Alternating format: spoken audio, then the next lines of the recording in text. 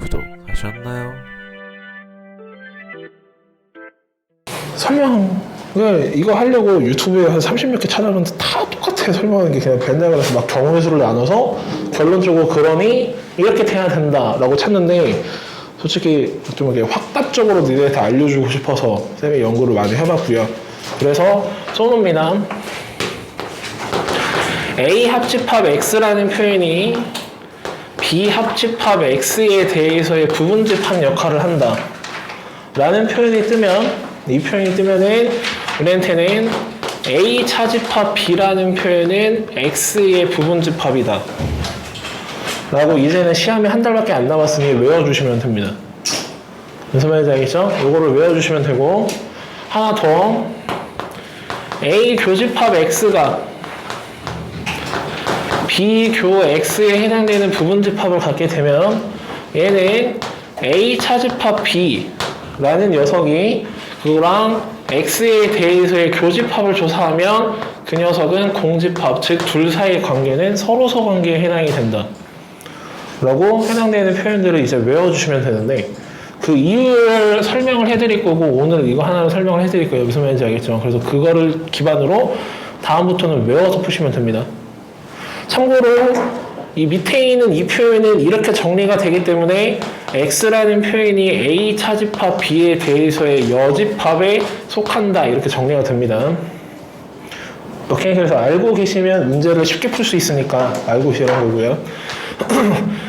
증명은 요거 하나만 딱 정확하게 숙지하시면 돼요. 숙지하시면 되기 때문에 그것만 설명을 해드릴 건데,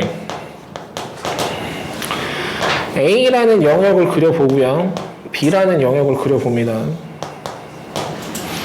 이때 이 A랑 B에 대한 영역을 엄연하게 나누면 우리한테는 그 영역이 1번 지역과 2번 지역과 3번 지역이 있다. 맞아요? 틀려요?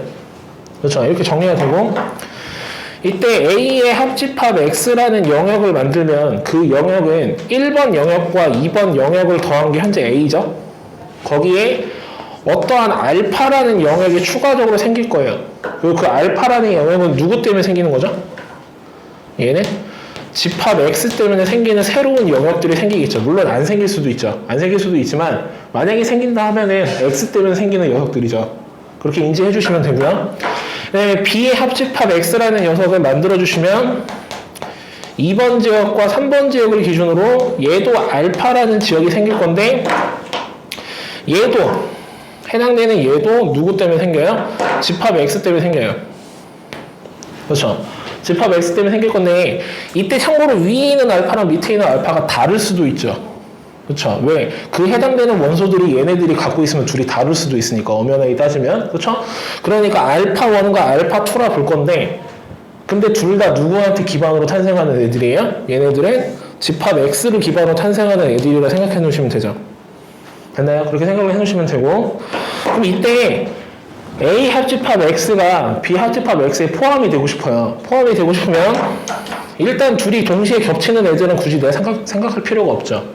생각할 필요가 없고, 위에 있는 것 중에서 이 알파 1은 당연히 알파 그 X 안에 어차피 들어갈 거죠. X 안에 들어갈 거고, 이 1번 지역이 밑에 있는 지역 어딘가에 포함을 시켜야 되잖아.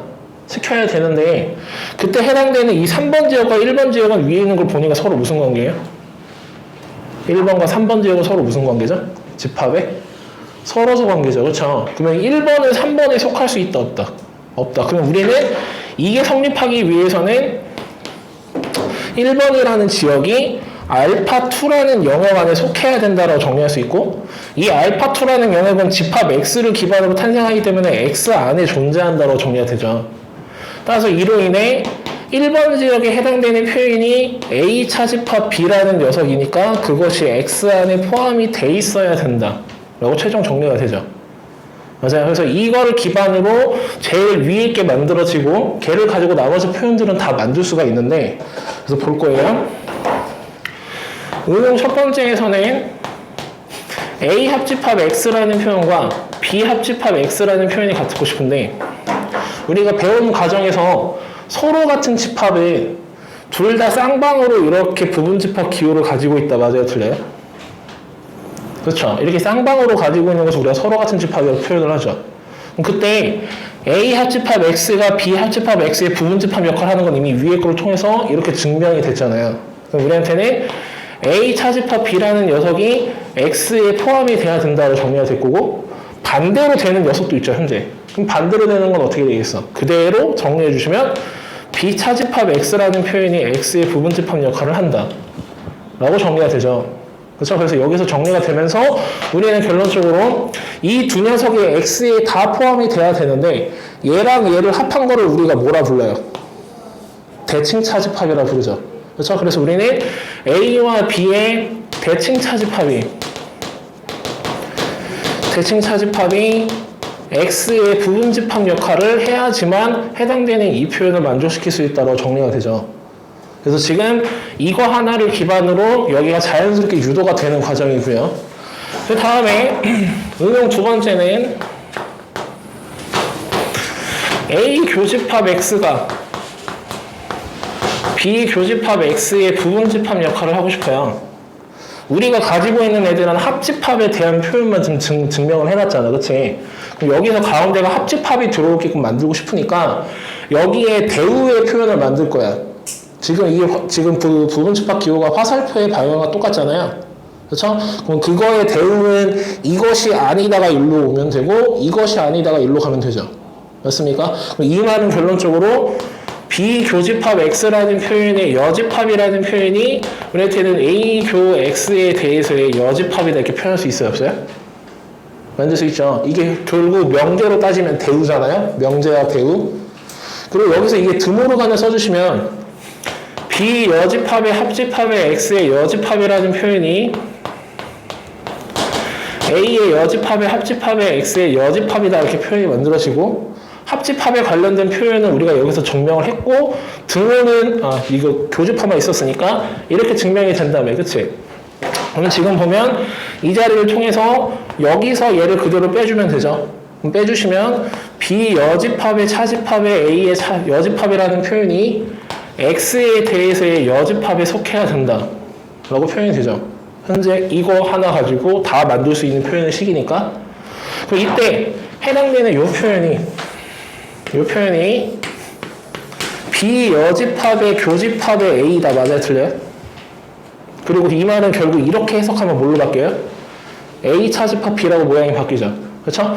그럼 우리한테는 다시 한번 정리해주면 A 차집합 B라는 녀석이 X의 여집합에 속해야 된다고 정리가 되고, 다시 한번 대우를 조사하면 X라는 녀석이 최종적으로 A 차집합 B에 대해서의 여집합에 속한다 라고 최종 정리가 되죠. 그래서 다음과 같이 이 표현이 나온다는 소리죠.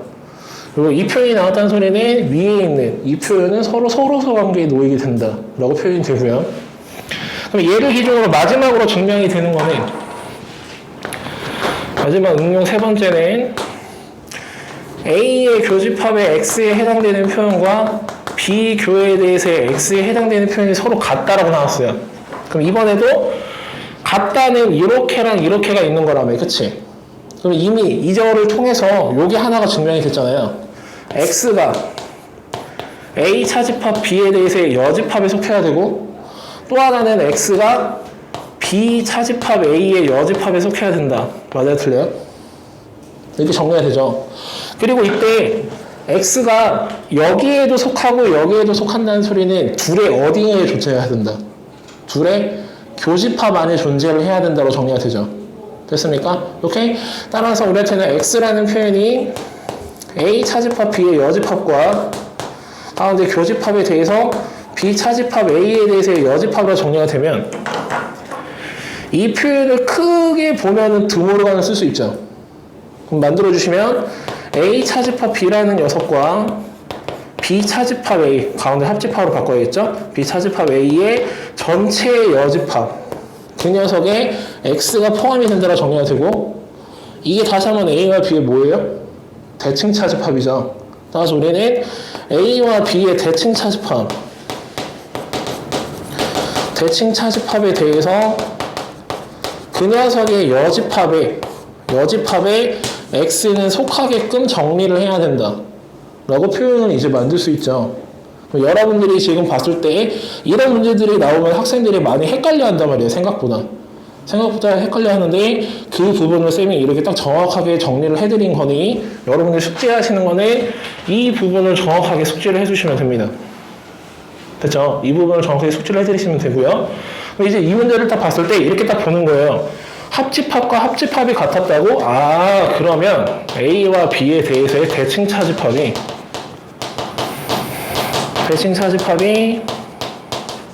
C에 포함이 되게끔 정리를 해야 된다 라고 정리를 해주시면 되고, 그럼 현재 지금 여기서 대칭 차집합 찾을 거니까 교집합을 제거하는 거죠. 교집합을 제거해 주시고요. 그러면 남아있는 2랑 이거 뭐야, 남아있는 2랑 4랑 그 다음에 여기 7이랑 9가 우리 대칭 차집합이죠. 그리고 그 대칭 차집합을 반드시 포함해야 되니까 우리는 4개를 빼겠죠. 4개 빼면 선택권은 몇 개 남아? 6개가 남죠. 전체 개수가 10개니까. 그래서 우리는 2의 6제곱을 이용해서 64개에 해당이 된다. 이렇게 정리를 이제 앞으로는 이렇게 딱 정확하게 풀 수 있다 없다. 정리를 해두셔야 된다는 소리예요. 시험 보기 전에 이제 한 달밖에 안 남았으니까.